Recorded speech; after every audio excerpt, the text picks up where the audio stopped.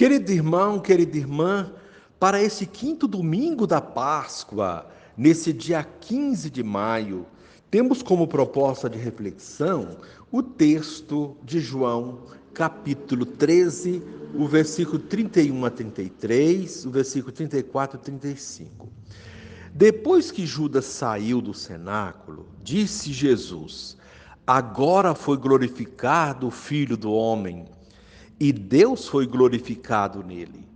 Se Deus foi glorificado nele, também Deus o glorificará em si mesmo e o glorificará logo. Filhinhos, por pouco tempo estou ainda convosco. Eu vos dou um novo mandamento. Amai-vos uns aos outros, como eu vos amei.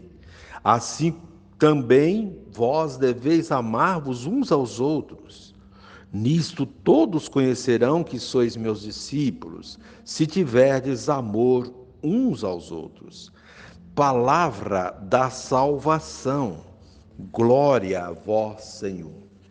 Querido irmão, querida irmã, o relato do Evangelho está no contexto da última ceia de Jesus com seus discípulos.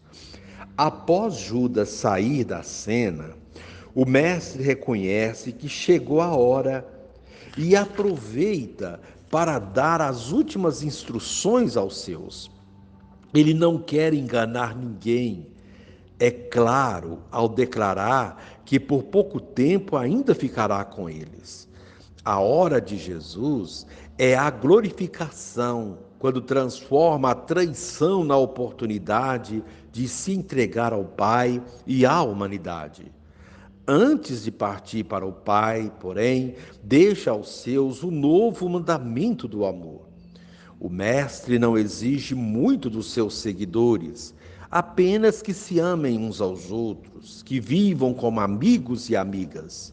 O mandamento do amor já existe no Antigo Testamento, mas Jesus o transforma no novo mandamento. A novidade está na medida, como eu vos amei. Portanto, a ponto de doar a própria vida de forma gratuita. É justamente amando gratuitamente até as últimas consequências, se for preciso, que demonstraremos ser discípulos de Jesus. A marca, portanto, dos cristãos é amar como Jesus amou. O Mestre não pede amor para si, mas aos irmãos e irmãs. Esse será também o caminho da propagação eficaz da mensagem. Não basta aderir a Jesus individualmente, é necessário demonstrar isso com o compromisso amoroso e solidário com os irmãos e irmãs. Querido irmão, querida irmã, no Antigo Testamento, a glória de Deus se manifestava nos fenômenos da natureza, trovão, relâmpagos, fogo, tempestade, etc. No Evangelho de São João, a glória de Deus se manifesta em Jesus, em sua humanidade, em sua obediência ao Pai, em seu amor pelos sofredores. Em Jesus, a glória de Deus brilhava em suas palavras, em suas atitudes, em seus sinais, milagres. A revelação maior de Deus foi na cruz. Ali resplandeceu sua glória na obediência e no amor fiel do seu Filho, dado para a salvação do mundo. Por isso, quando Judas saiu para negociar sua traição, o evangelista escreveu agora, chegar a hora de Jesus, a revelação da glória de Deus na sua cruz. No nosso amor aos irmãos, brilha a glória de Jesus. Querido irmão, querida irmã, a proposta desse dia é contemplar Jesus na cruz. Ali se manifestou a glória de Deus. E neste momento, reze assim comigo. Ó Jesus, nós te agradecemos pelo novo mandamento. Assim como eu amei vocês, amem-se uns aos outros. Dá-nos fortaleza e vontade para praticá-lo. Então nos reconhecerão como os teus discípulos. Amém.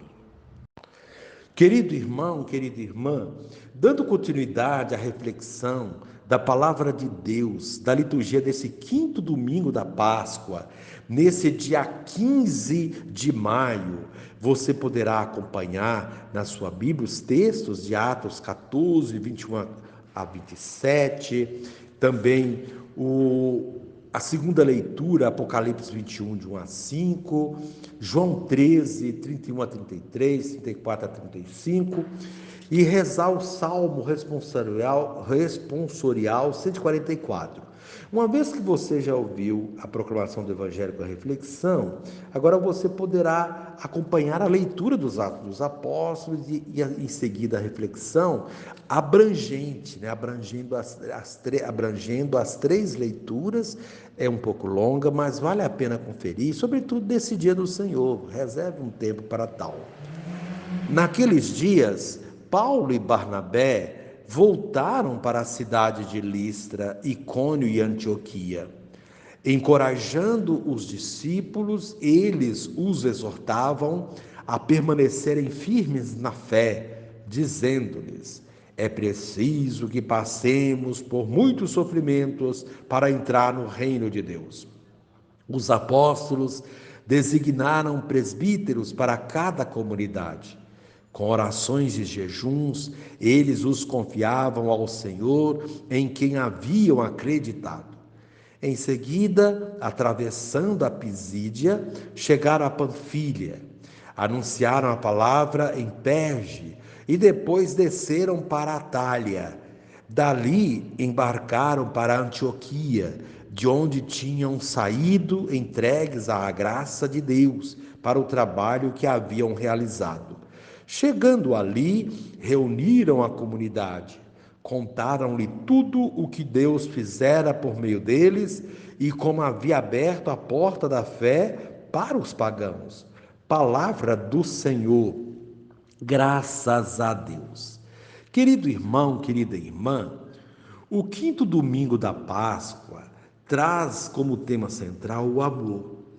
É claro que o amor é tema constante na maior parte dos textos bíblicos, sobretudo dos evangelhos, mas hoje ele aparece de um modo diferente.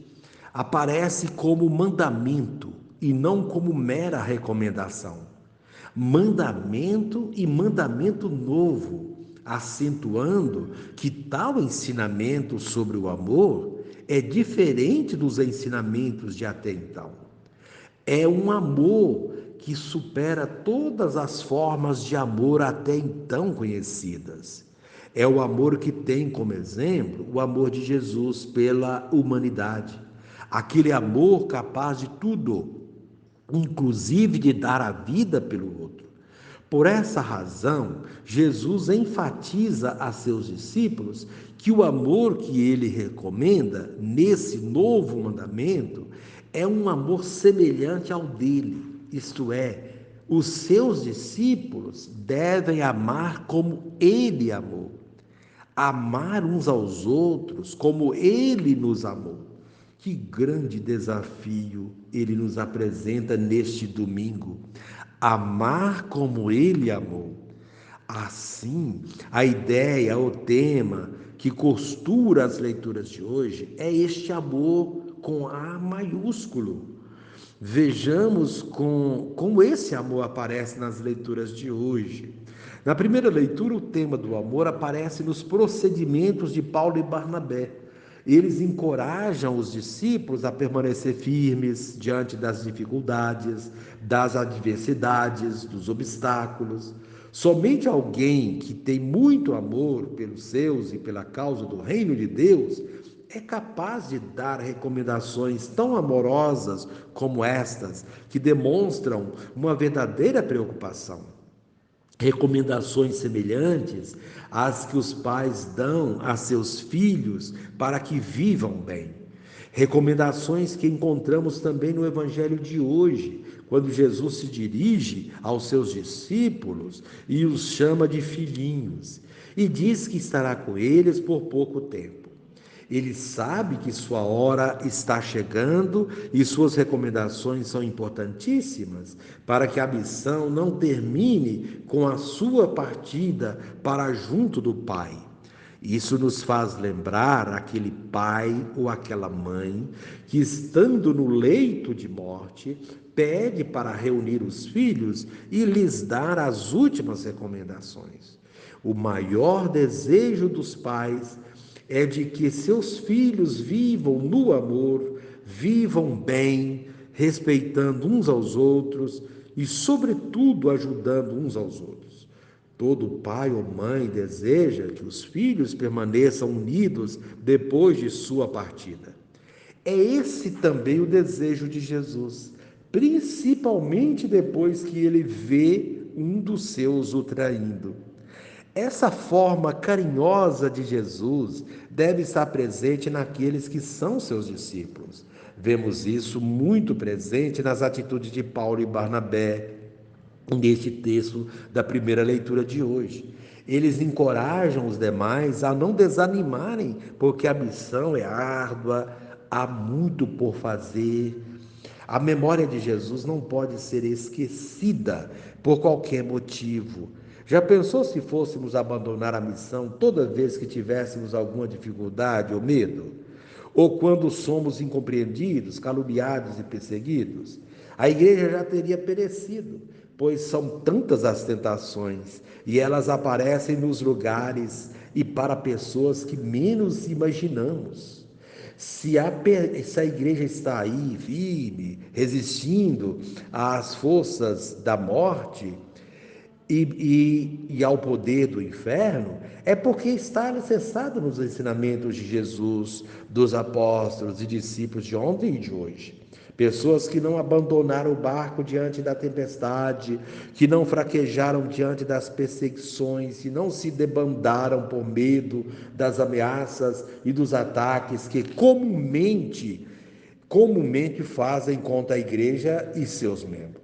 Pessoas que souberam obedecer a Deus e aos seus ensinamentos e que sabem que Deus é maior que tudo e todos. O encorajamento desses dois apóstolos nesta primeira leitura é categórico. É preciso que passemos por muitos sofrimentos para entrar no reino de Deus. Está em Atos 14, 22.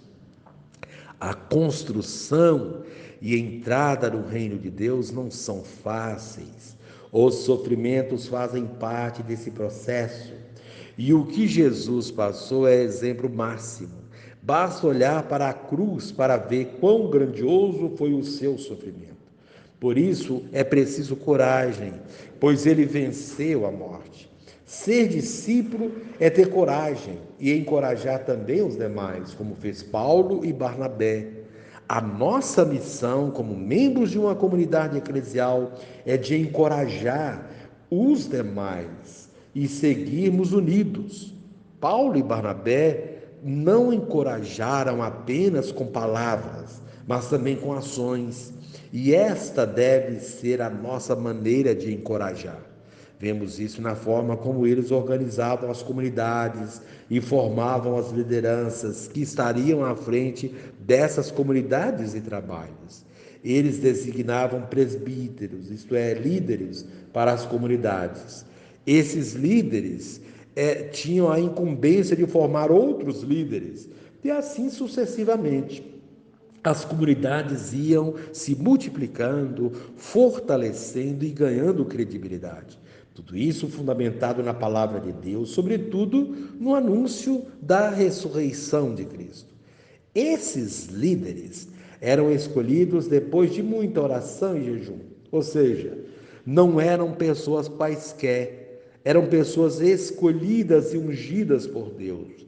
Nossas comunidades, ainda hoje, precisam ter à sua frente líderes escolhidos depois de muita oração e jejum, para que não desanimem na missão.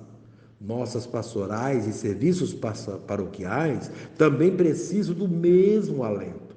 Somente assim eles serão verdadeiros representantes de Deus e da sua igreja. Devem ser pessoas dispostas a se doar para o reino de Deus e para o seu semelhante, senão não serve para a missão. Vejamos que toda ação de Paulo e Barnabé é ação comunitária, ação em comunidade. Eles formam comunidades, preparam líderes para dirigi-las, dão exemplo de ação e oração e celebram a vida e os trabalhos em comunidade. Faz de cada comunidade uma comunidade de comunidades, como pedem as diretrizes da ação evangelizadora da Igreja no Brasil, desde a Conferência de Aparecida. Quando eles voltam das suas viagens missionárias, eles se reúnem com a comunidade para partilhar e celebrar a missão exercida. Não podemos esquecer hoje tais procedimentos. Nossas comunidades precisam seguir o método dos apóstolos: ver, julgar, agir, celebrar, mesmo que nelas existam adversidades e problemas. Podem ter certeza de que essas dificuldades não são maiores que as vitórias e conquistas. É o que nos ensina Jesus no Evangelho de hoje. Este Evangelho está no contexto das dificuldades enfrentadas por Jesus. Um dos seus o trairia, mas Jesus não abandonou a missão por causa das traições que sofreu. É doloroso quando um amigo nos trai, mas muito mais doloroso é quando nos deixamos abater pela traição. Jesus, pelo contrário, reverte essa situação para ensinar os demais a não procederem dessa maneira. Isto a não cuspir no prato que comeu, como diz um ditado popular. Não é porque alguém fez algo de errado que todos os demais irão desanimar e abandonar a missão. Não é porque que há um traidor no grupo que todos são traidores. Se assim pensarmos ou procedermos na comunidade, não somos igreja, mais ainda, não somos cristãos. Cristão é aquele que não se intimida diante das traições e das ameaças. É aquele que faz por amor e sabe que o bem vence o mal.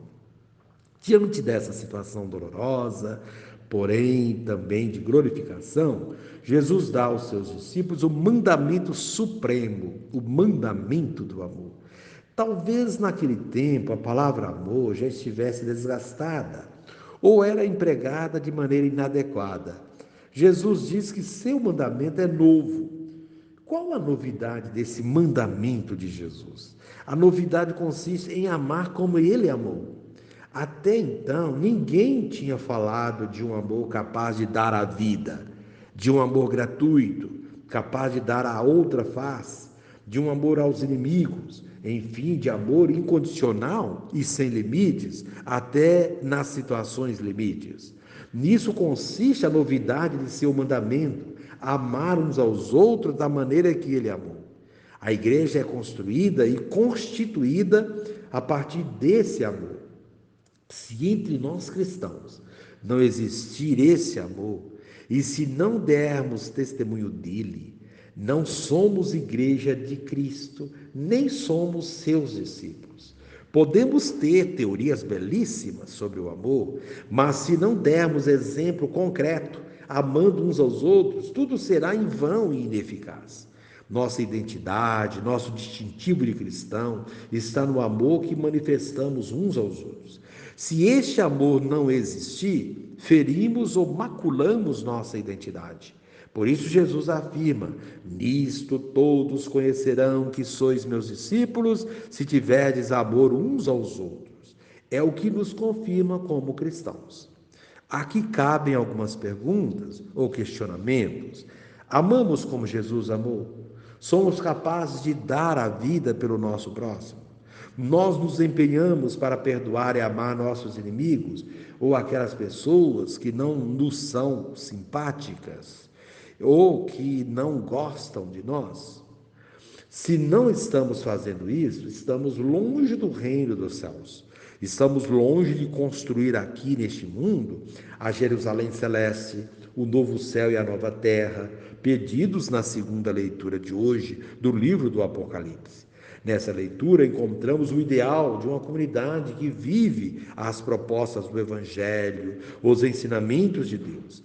A visão nela relatada não é apenas utópica, embora seja aqui usada uma linguagem simbólica, figurada, ela traz concretamente aquilo que buscamos, uma igreja que reflita o reino de Deus, uma igreja que seja promotora da justiça e da paz, que ajude a enxugar toda lágrima, indo ao encontro dos que sofrem, dos que estão afastados, dos alijados da sociedade, dos excluídos, dos sofredores.